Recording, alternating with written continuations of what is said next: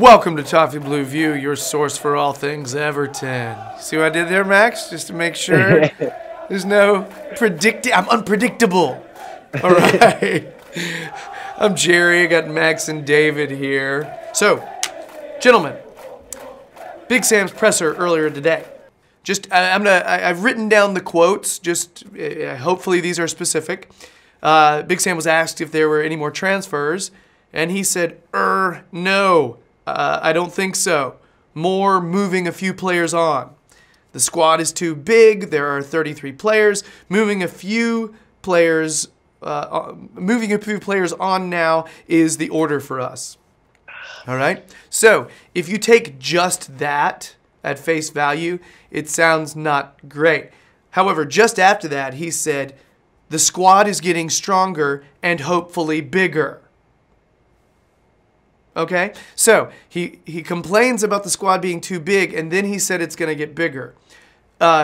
So, guys, is there reason for concern here? Is this Big Sam bluffing, trying to not show all of his cards to other teams? Or is he lowering expectations? Or does his quotes just point to the fact that, hey, we're trying to get rid of some players before we bring some other players in? Yeah, I think one big factor in all this in terms of the left back thing, which is why I haven't necessarily panicked, is I think it's quite clear he's going to give Garbutt a run out in the position. You know, he was training with the first team today, so maybe he just sees that it's such an inflated market in January. We've already spent, about 40 odd million, close to 50 on two players. We've only got really Barkley, who we've sold any money back. So, you're going to struggle to get a half-decent left-back for under 20 million, to be honest. I've seen Cresswell getting quoted around 15 million, who for me is an average defender. So, I think maybe he is thinking that he'll try and give someone within the club a go as opposed to spending more money on the position.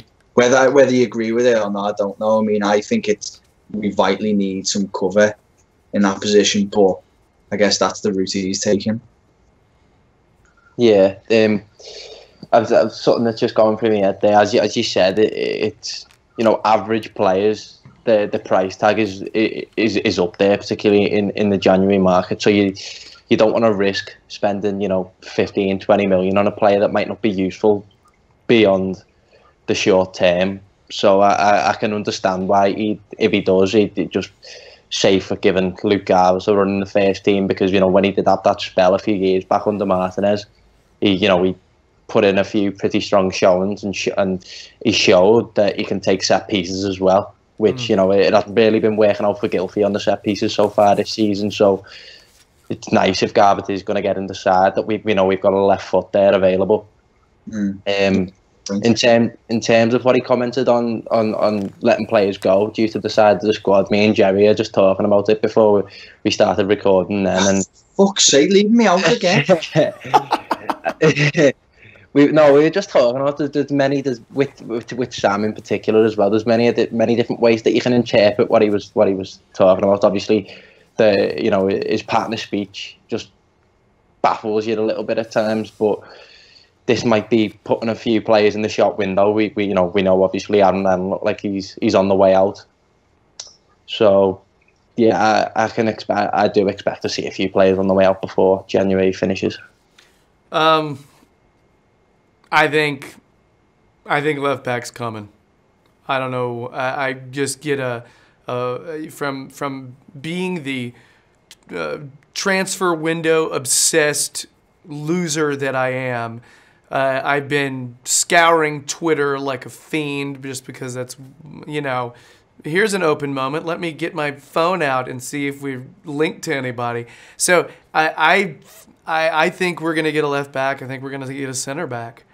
It just seems like we're interested in that because going into this particular window, everybody said striker, left back. Those are the two that everybody kept referring to. So, yeah. Anyway, we got a transfer rumors segment coming up here in a bit where we'll get more specific. I totally, that doesn't, not to say I don't agree with you guys. He's clearly giving Garbutt, he's running the rule over him. Clearly, he is. I've heard a rumor that Garbutt has been added has been registered. Yeah. All right. Again, true? I don't know, but I heard that he has been registered and he's potentially could go this weekend. Whether or not he starts, well, we'll talk about whether or not we think that'll happen in our West Brom preview. But yeah, guys, I don't know. I think he's basically saying we got to move some people on, but we got some people coming. I think that's what he's actually doing. I don't know, guys. I don't know. Garbutt would be a risk. You know, if you immediately said, yeah, he's good, it is a bit of a risk. I don't know. If I'm Big Sam, I would be looking at buying players. A left back. Yeah. But I haven't been Big Sam for a while. All right? So... Big Jet. Yeah. That's what they call me around town. Yeah. I'm 5'10". So basically, guys, we're not really thrown by the press conference. Is essentially what we're saying. Our heads are clearly affixed to our bodies still. So yeah, for different reasons, actually. Something that I thought was quite peculiar is, you know, it seems to come more out whenever he seems to have a camera in front of him, really. This obsession with statistics, and if you score X amount of goals, you will finish in this position. That's something that it's becoming like an increasing theme of what he talks about, and I've done a bit of thinking about it. And given, you know, given the jobs that Sam's had, you know, he's been put in survival situations for most of his jobs. That makes sense in the short term, you know, trying to keep teams up and stand them in good stead to go and push on. But thinking about it in the long term, is that really what you want from your manager? Do you really want your manager to be saying at the start of the season, right, we're looking to finish? And something that annoyed me again, he said 8th to 9th. I mean, for this season, yeah, fine, because we've had a really poor season, so 8th to 9th, you know, that's fine. But if that's still the same logistics that he takes into next season, if he still is our manager next season, then I think I'm going to have a few problems with that, because I feel like next season we should aim higher. Yeah, there is absolutely no way he should be saying that for next season. It's so funny that Max said that, you know, because the one thing I took from the press conference, but I was reluctant to bring it up for the thing that you've just said there about this season is probably a fair reflection if we were to finish 8th or 9th. But, you know, today you'd had on one side Walcott talking about, you know, wanting to help this club go that next level, which is why he's here, and talking about the new stadium and, you know, trophies and everything.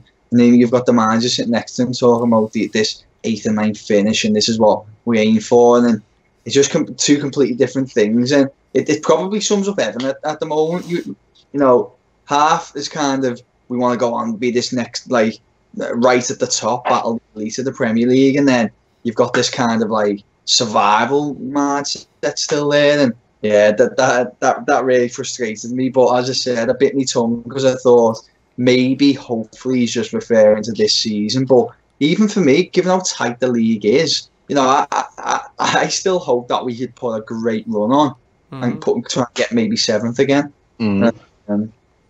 But I guess that's not his mindset this year. So I'm glad Walcott's got big ambitions, and that's why he signed here anyway. Yeah.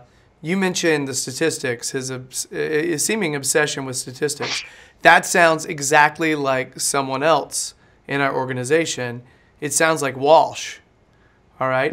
Walsh is the same way. We're talking about Moneyball, essentially. We are talking about that little focus where you're like, okay, well, this player's good at interceptions and tackles, and so we're going to sign Gay. Yeah, I don't mind that so much in Walsh, because when it comes to Walsh, that's player analysis, and that's player based.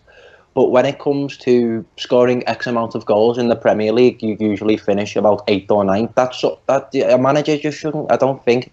As I said, obviously Sammy's got a history of, you know, coming in on the short term and having to fix teams, you know. So that makes sense. So I'm not going to slate him for it just yet, because obviously I think his job when he came in here was to, first and foremost keep us safe, which it looked pretty much like he has done. But as I say, in the long term, particularly for a club that I hope, the ambition that I hope Everton have got going forward, I don't want to be hearing, we're limited in this to this extent. I want to, push on, play football, achieve push on and try and achieve as much as you can. Don't put limits on yourself before a season's even started. And like David said it a few times before, I can't help but feel that Sam's just like a glorified interim manager, really. So, I mean, that's the probability, right? Is that he is. I think everybody thought I think the unlikely thing is if he stays. That would be the aberration, and he would have to do a lot. We talked about it before. He'd have to do a lot to keep his job coming up this summer. So, I don't know. Moneyball is a weird thing because it tries to simplify the game into numbers. It tries to take a very fluid game that is not always black or white and try to make it black or white. It's strange. I think it simplifies things, and that is what Sam tries to do. He does try to simplify the game into very obvious roles, and this is what you do, and this is how we win, and that kind of stuff. And I guess oh man, you have to really be all out, buy into that tactic as an organization. And there's still it's hard to say if that actually works. And it doesn't always take into account personalities of players. So there are intangibles that go into this game. So it's weird, very strange. When you tweeted earlier about his obsession with statistics, and I know that because I stalk both of you guys religiously. So, but basically, that's the first thing I thought of when I saw that. I was like, it's Moneyball. It's Walsh. But the good news is if he and Walsh are on the same page, at least you don't feel like there's arguing, like in-house arguing. I still don't. Yeah. I'm trying to draw some positives. Yeah. You just don't. You want to see it work on the pitches. You don't want to do. You don't want to. It's all fair and good if it works off the pitch, but it needs to work on the pitch as well. Fully. And if we look awful in February and March, I'd say March, because you got to give them a little time to incorporate the new people. If we look awful in March, shit, guys, I think Big Sam's gonna have to start thinking about maybe finding a way to get one of these national team jobs that are floating around. I'd be fine if he were to be the U.S. national team coach. Not that you guys care about that or anyone else watching this cares about that, but I do. So, all right. So, guys, if we thoroughly cover this, I feel like, I don't know. A lot of people are upset. We understand that people, if you think we're not buying a left back, I get the frustration. I don't know. I think we're buying a left back. And if not, then at least he's giving Garbutt a shot. We're giving youth a shot. Maybe he develops back into what he was before. That'd be the shit. All right? So, anything else? Or you gents fine? No, that's good, mate. Yeah. All right. Well, that is the end of our Big Sam presser segment. If you're digging the videos, please subscribe. We're sitting on 430 subs, and that's awesome. Slowly building our way up to 500. So like, comment, tell us what you're thinking. Are you worried we're not going to buy a left back? Because everybody else seems to be. Check out Max's stuff on the Toffee Blues website. Check out David's stuff on the Toffee Blues website and on the Sportsman. That's all we have right now. We've got more videos to make. So, bye. Oh, yeah.